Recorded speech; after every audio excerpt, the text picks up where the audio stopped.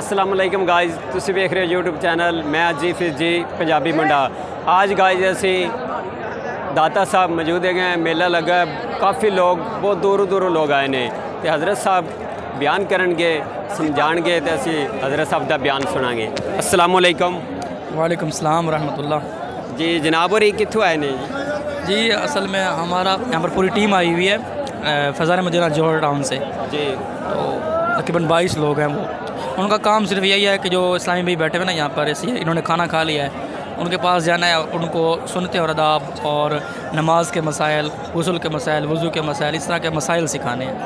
जी लोगों से, यानी कि जेड़े लोगों नहीं पता उन्होंने वैसे बयान मसाइल सिखाने हैं, सुनाने हैं। हाँ मसाइल सिखाने हैं। आप सुनाएं इनको। ठीक है, बस अभी आप जो सेकंड मैं इंशाल्लाह मसाइल सिखाता हूँ। ठीक है जी, मसाइल सिखाऊंगा मसला जी। सिर्फ अपने माइक अपने पास लगा लेना, समझाते रहना, आप वो बयान नोट कर लेंगे। ये तो ठीक है आपकी बात, लेकिन ना वो थोड़ा सा वो हो जाएगा। ये हमारे साथ बैठे ना ऑडियंस, आप वीडियो बनाए कोई मसला नहीं है। जी जी। लेकिन क्या कहते हैं ना, क्या माइक अगर लगा ना तो मेरी तो जो माइक पर रहेगी, मसाइल मैं कैसे बयान करूँगा?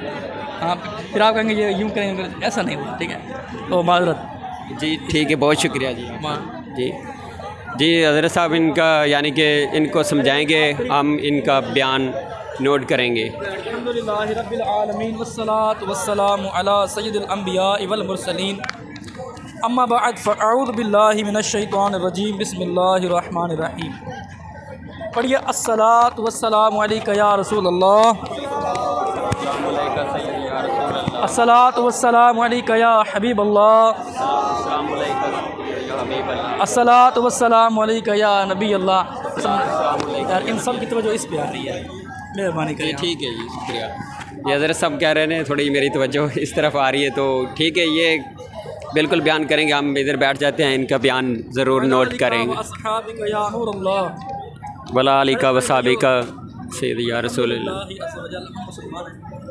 और मुसलमान के लिए सबसे अहम बात यह है कि वो अपने नबी सल्लल्लाहु अलैहि वसल्लम पर दरूद भेजें। सुभान अल्लाह। फरमान आलिशान है, जो बंदा दुनिया के अंदर मुझ पर कसरत से दरूद पाक पढ़ता है ना, मैं औल नास भी यौम क़यामत के दिन सबसे ज़्यादा मेरे करीब तरीन वो होगा जिसने दुनिया के अंदर मुझ पर कसरत से दरूद पाक कसरत से दरूद पाक पढ़ा। तो दरूद पाक पढ़ना ये बहुत बड़ी इबादत है।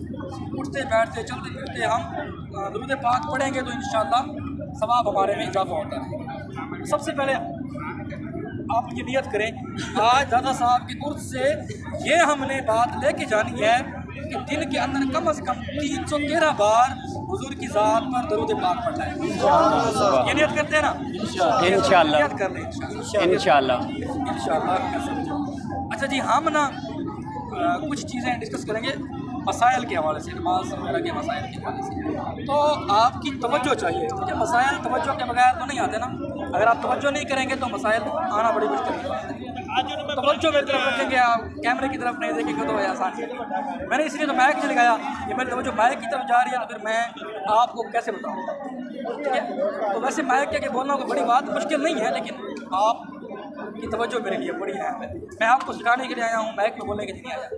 तो सबसे पहले जी आपने जी नियत करें दरूद पाक पढ़ने की इंशाअल्लाह।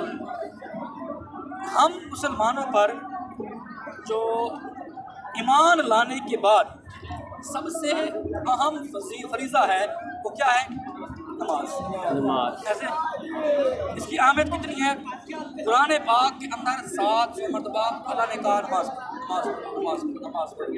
हदीस मुबारक भरी हुई है, किताबें भरी हुई हैं, सरकार ने नमाज पढ़ो।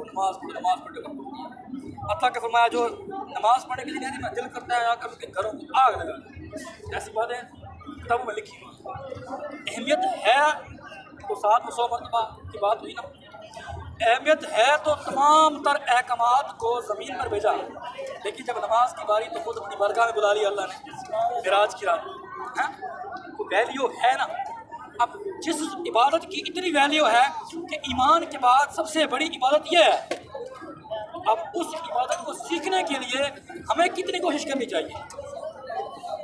उस इबादत को सीखने के लिए ज़ाहिर सी बात है, इतनी बड़ी जो वैल्यू दी है उसको, उसके क्राइटेरिया तो बहुत ज़्यादा होंगे ना। उसके जो लवाजमात हैं वो भी तो बहुत ज़्यादा होंगे, बहुत ज़्यादा उसके लवाजमात होंगे। अब आपने देखा होगा कि जो जिस चीज़ की अहमियत ज़्यादा होती है ना, उसके जो क्या कहते हैं उसूल हैं वो भी ज़्यादा होते हैं।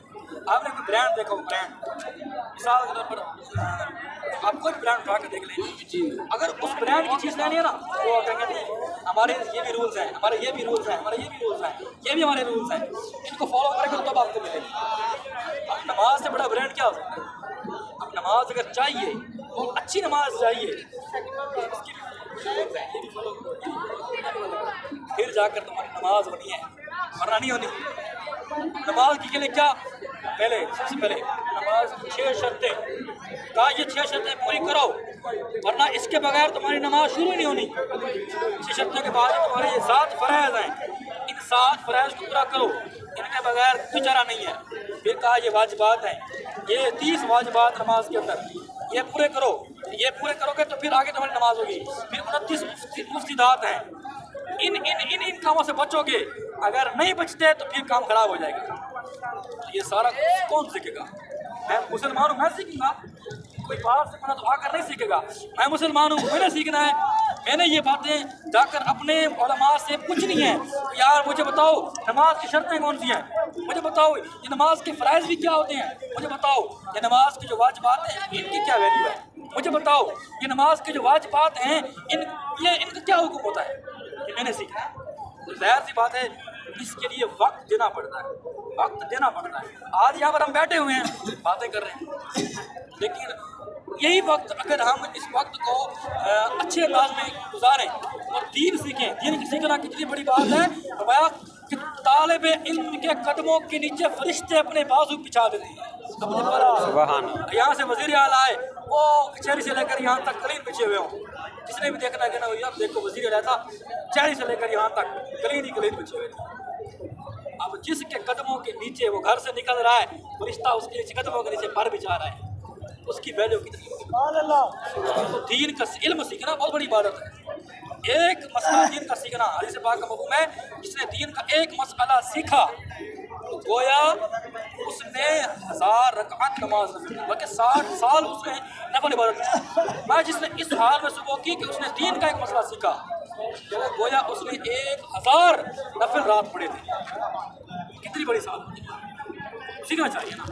आज हम सीखेंगे एक चीज़ के बारे में, किस चीज़ के बारे में? एक चीज़।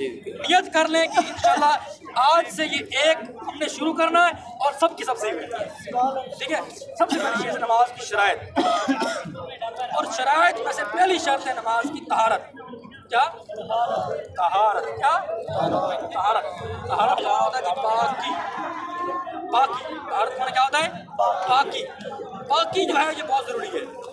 इसकी अहमियत कितनी है कि बंदा पाक ना होना कुरान को नहीं छू सकता, बंदा पाक ना हो ना मस्जिद में नहीं जा सकता, बंदा पाक ना हो दाता साहब के बरगद में आ सकता है, नहीं आ सकता, बंदा पाक ना हो कुरान पाक की तिलावत कर सकता है, नहीं कर सकता। कितनी बड़ी अहमियत है। हदीस पाक का मफ़हूम है कि जिस घर के अंदर कुत्ता, नापाक मर्द या औरत, जुम्बी ये और तस्वीर हो, उस घर के अंदर रहमत के फरिश्ते नहीं आते। रहमत के फरिश्ते जिस घर में ना आए, बताइए उस घर के अंदर कोई बरकत होगी कि नहीं होगी? होगी ना। कितनी बड़ी अहमियत है इस तहारत की। ये नमाज की शराइत में से पहली शर्त है तहारत।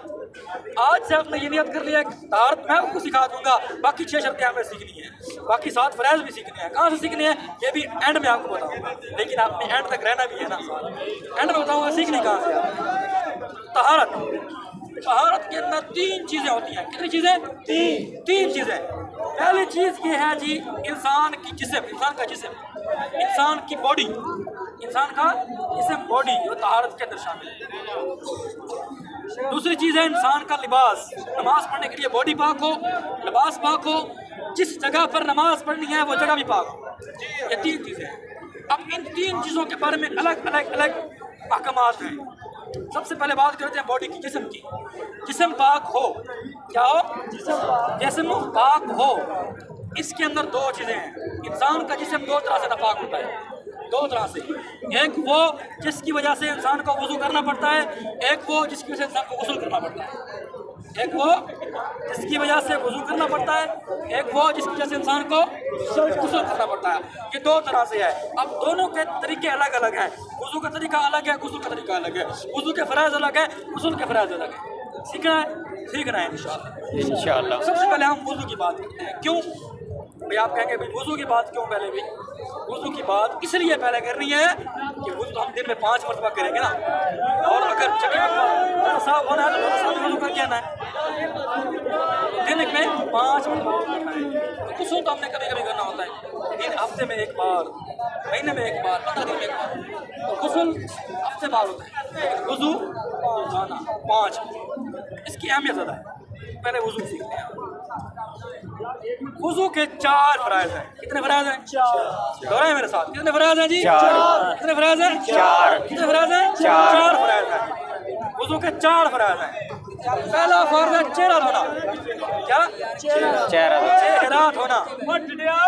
ये चेहरा। अब इसके अंदर 2 बातें हैं। पहली बात यह है कि what is the definition of face? चेहरा कहने ने चेहरा किसे कहते हैं? नहीं, मुंह तो ये है, फेस। मुंह तो ये हो गया ना। फेस का कौन सा है? इसकी बाउंड्री क्या है? कहाँ से कहाँ तक लेकर कितने सेंटीमीटर ये फेस होता है? ये तो बताना पड़ेगा ना। अब कौन सा फेस होता है? फेस, चेहरा ये है जी आप जहाँ से इंसान के बाल उगते हैं आदतन, वहाँ से लेकर बॉडी के नीचे तक ये फेस है, ये चेहरा है। एक कान की लो, ये लो नजर आ रही है? ये कान की लो, यहाँ से लेकर दूसरे कान की लो तक, ये पूरी गोलाई, ये पूरी बाउंड्री, ये चेहरा कहलाती है। क्या कहलाती है? चेहरा कहलाती है। इस पूरी बाउंड्री को वजू के अंदर धोना फर्ज है। क्या है? फर्ज है। फर्ज का मतलब यह है कि इस पूरे एरिया में से अगर एक बाल के बराबर भी जगह धुलने से रह जाए तो वजू नहीं होगा। अगर वजू ना हुआ तो नमाज नहीं होगी, और नमाज ना हुई तो फिर पता है क्या होगा? कुरान पाक नहीं छू सकते। मस्जिद में जाकर तिलावत पाक कर कुरान पाक कर ले तो कुरान पाक उठाना पड़ेगा, तो वो नहीं कर सकते। काबे का तवाफ नहीं कर सकते। तो एक बाल के बराबर भी जगह धुलने से रहनी नहीं चाहिए। यह है फेस की डेफिनेशन। दूसरा वजू का फर्ज है कोहनियों समेत दोनों हाथ धोना। कोहनियों समेत दोनों हाथ धोना। कोहनियों समेत दोनों हाथ धोना। कोहनियों समेत दोनों हाथ धोना। यहाँ से लेकर यहाँ तक पूरे जो हिस्सा है, इसमें से कोई एक बाल भी धुलने से नहीं रहना चाहिए। इस पूरी बाउंड्री को धोना क्या है? जरूरी है। अच्छा, दूसरा बात। अब तीसरा उसका फर्ज क्या है? चौथाई सर का मसहा करना। क्या? चौथाई सर का मसहा करना। चौथाई सर से मुराद यह है कि सर के जो चौथा हिस्सा है ना, 4 हिस्से करें, सर के चौथे हिस्से के ऊपर आप मसहा करें। ये वुज़ू के अंदर फर्ज है। वुज़ू के अंदर क्या है? फर्ज है वुज़ू के अंदर। और पूरे सर का मसहा करना ये सुन्नत है। पूरे सर का मसहा कैसे करेंगे? इसका तरीका यह है कि आप अपने हाथों में से ना शहादत की उंगली और अंगूठे इसको छोड़ दें। शहादत की उंगली, अंगूठे को छोड़ देना। जो ये 3 उंगलियां हैं, इन 3 उंगलियों को आपने यूं मिलाना है। मिलाएं ऐसे, ये 3 उंगलियों को मिलाना है। इसके बाद आपने सर से ये जो जहाँ से आतन इंसान के बाल उगते हैं, ये यहाँ से मसा करना स्टार्ट करना है। यूँ पीछे खुद तक यहाँ तक, फिर वहाँ से खुद से लेकर जो हाथ हथेली है यहाँ से यूँ माथे तक, ये पूरा हिस्सा क्या है इंसान का? पूरा हिस्सा क्या है इंसान का? मसा होगा। अच्छा, अब ये जो चारों की उंगली छोड़ी थी और अंगूठा छोड़ा था, इसके ज़रिए कान के अंदर, चारों उंगली से कान के अंदर मसा करें, और अंगूठे के ज़रिए कान के पीछे मसा करें। और फिर ये जो क्या कहते हैं पीछे हथेली, ये बैक साइड, इससे बुद्धि का मसा करें। गले का मसा करना मकरूह है। गले का मसा नहीं करना। गले का मसा मकरूह है। गले का मसा क्या है? मकरूह है। अच्छा, तीसरा फर्ज हो गया। अब चौथा फर्ज है टखनों समेत दोनों पाँव धोना। टखनों समेत दोनों पाँव धोना। जो गिट्टे होते हैं ना, गिट्टे, इसको कहते हैं टखने। गिट्टे समझते हैं? गिट्टे, जी, टखने, इनको धोना क्या है? फर्ज है। जहाँ ये जो अंगूठा है ना, अंगूठा, इस अंगूठे से लेकर गिट्टों तक ये पूरे हिस्से को धोना क्या है, फर्ज है। अच्छा, अब दोनों पाँव को धोने फर्ज है, दोनों पाँव। एक बाल के बराबर भी जगह धुलने से नहीं रहनी चाहिए। ये वुज़ू के 4 फ़राइज़ हो गए, वुज़ू के 4 फ़राइज़। अच्छा, अब हम आते हैं उन चीज़ों की तरफ जो वुज़ू को तोड़ देती है, जो वुज़ू को तोड़ देती है। वो कौन सी चीज़ें जो वुज़ू को तोड़ देती है? इसमें एक चीज़ याद रखनी है कि इंसान के जिस्म से कोई भी ऐसी चीज़ निकली जो निकल कर किसी ऐसी जगह तक पहुंच गई जिसको वुज़ू या गुस्ल में धोया जाता है, वहाँ तक पहुंच गई तो इंसान का वुज़ू उठ जाएगा। पखाना, पेशाब, खून, पीप, ठीक है, ये इंसान के वुज़ू को तोड़ देंगी। पखाना निकला, पेशाब निकला, खून निकल कर बह गया, इंजेक्शन लगवाया, खून निकल कर बह गया, वुज़ू उठ जाएगा। ठीक है, एक तो ये हो गया। दूसरा, उल्टी, ऐसी क्या है, ऐसी उल्टी है जिसको आसानी से रोक ना सके, इसको रोकना मुश्किल हो जाए, रोकें लेकिन रुके ना, निकल रहा है। मुँह भर के जिसे कहते हैं, मुँह भर के, ये भी वुज़ू को तोड़ देती है, ये भी नापाक होती है। अच्छा, आँख से पानी निकला, वो भी किस वजह से, बीमारी की वजह से, वैसे रोने की वजह से, मदीने की याद में रो रहा है बंदा और आँखों से आंसू आ रहे हैं, वो मदीने की जुदाई में रो रहा है कि यार रसूलुल्लाह ने आपको रबी नूर शरीफ का महीना भी आने वाला है, खुदा ले आपके पास, रो रहा है। दाता साहब की बात में अर्ज़ कर रहा है कि दाता साहब आपने बड़े बड़े लोगों को मदीने की टिकट दिया, रो रहा है, तो आंखों से आंसू निकल रहे हैं, तो उससे नहीं टूटेगा। लेकिन बीमारी की वजह से जो आंसू हैं, बीमारी की वजह से जो आंख से पानी निकलता है, वो वुज़ू को तोड़ देते हैं। वो क्या करते हैं, वुज़ू को तोड़ देते हैं, वो वुज़ू को तोड़ देते हैं। अच्छा, इसके बाद जो हवा खर्च होती है, रीह, हवा खर्च होती है, वो भी इंसान के वुज़ू को तोड़ देती है। रीह भी इंसान के वुज़ू को क्या करती है, तोड़ देती है। अच्छा, इसके बाद जी एक ऐसी भी चीज़ है जो इंसान के जिस्म से नहीं निकलती लेकिन वुज़ू तोड़ देती है। जिस्म से नहीं निकली, इंसान ने कुछ किया नहीं, जिस्म से निकली ही नहीं है, ना पखाने के मकाम से जिस्म का खून निकला है, कुछ भी नहीं निकला, लेकिन वुज़ू टूट गया है। तो बताएगा क्या है वो, क्या किसी ने गाली काट दी, नहीं, गाली देने से वुज़ू नहीं टूटता। गाली ना नहीं करो। मैं बताता हूँ आपको, एक बंदा नमाज पढ़ रहा है, नमाज पढ़ते पढ़ते ना वो हंसा है, क्या किया उसने, इतनी आवाज़ में हंसा है कि साथ वाले ने उसकी आवाज़ सुन ली है। कितनी आवाज़ से हंसा है, साथ वाले ने उसकी आवाज़ सुन ली है, तो अब उसका वुज़ू भी टूट जाएगा, उसकी नमाज भी टूट जाएगी, उसका वुज़ू भी टूट जाएगा, उसकी नमाज भी टूट जाएगी। ठीक है, अच्छा, अब आगे है, अगर इतनी आवाज़ से हंसा है कि खुद सुना है, साथ वाला नहीं सुना, आप सिर्फ नमाज टूट जाएगी, वुज़ू टूट जाएगा। ठीक है जी, तो ये वो चीज़ें हैं जो इंसान के वुज़ू को तोड़ती हैं। अच्छा, नींद भी वुज़ू को तोड़ देती है। क्या, नींद ऐसे सोया है कि उसके जो शरीर है ना, वो ज़मीन पर जमे हुए नहीं है, मतलब लेटा हुआ है, या वो उठे हुए हैं वहाँ से, ज़मीन से उठे हुए हैं, और वो गाफिल होकर सोया हुआ है, उसका वुज़ू टूट जाएगा, नींद भी वुज़ू को टूट जाएगी। ठीक है, अच्छा जी, अब यह हो गया हमारा। अब हमने बात की थी कि इंसान के जिस्म पर 2 तरह की क्या होते हैं, नापाकियाँ लायक होती हैं। एक क्या होती है, वुज़ू, एक होती है गुस्ल। एक तरह से गुस्ल करना होता है, एक वजह से वुज़ू करना होता है, और जिसकी वजह से वुज़ू करना होता है वो हमने बयान कर दिया, और जिसकी वजह से गुस्ल करना होता है वो बयान चला आज कर देता हूँ। सबसे पहले हमें ये मालूम होना चाहिए कि कितनी वजूहात की बिना पर हम पर गुस्ल फ़र्ज होता है, कितनी वजूहात की बिना पर हम पर गुस्ल फ़र्ज होता है। बड़ी अहम बात है, इसको ऐसे हल्का न लें। जब तक पता नहीं होगा कि यार मेरे पे गुस्ल भी फ़र्ज हो गया है, तो गुस्ल कैसे करेगा। मेरे पे गुस्ल फ़र्ज हुआ है लेकिन मुझे लगता ही नहीं गुस्ल फ़र्ज हुआ है। 5 चीज़ें हैं, कौन कौन सी चीज़ें हैं पता किसी को, मैं बताता हूँ। 5 चीज़ें, कौन कौन सी, 5, तवज्जो करें, 5 चीज़ें, कितनी चीज़ें, 5 चीज़ें हैं ऐसी जो इंसान पर गुस्ल को लाज़िम करती है, गुस्ल करना उसके लिए लाज़िम होता है। अच्छा, इसमें एक बात याद रखें, शरई मसाइल सीखना ये फ़र्ज़ है, और ये कुरान और हदीस के अंदर ये मसाइल है। मेरे बाप के मसाइल नहीं है, मैंने खुद नहीं लिखे। तो कोई ये ना कहे कि यार मौलवी साहब बड़े बेहयात किस्म में गला ला के बैठे हो, नहीं। ठीक है, ये शरीयत की बातें हैं और शरीयत की, बेशक आप कैमरा बंद कर दें कोई मसला नहीं, लेकिन ये बात है शरीयत की, इसमें चलेगी। जी ठीक हो। ठीक है, तो सबसे पहली बात यह है ये कि शुक्रिया मौलवी साहब ने बहुत अच्छा बयान किया। दादा साहब यानी कि बहुत अच्छे लफाज बोले। इसी तरह आवाम नू हक है जिन्होंने लोगों नहीं पता उन्होंने समझाना चाहिए है, इलम होना चाहिए पाक होने का, इंसान नू अपने आप का पता होना चाहिए भी इस तरह पाक इन्ने गुस्ल होने चाहिए, सब कुछ का इलम होना चाहिए। इलम इंसान नू बहुत ज़रूरी है। तो बहुत अच्छा बयान कर रहे हैं मौलवी साहब। तो इसी तरह हम हर तरह की अच्छी अच्छी स्टोरी लेके आया करेंगे।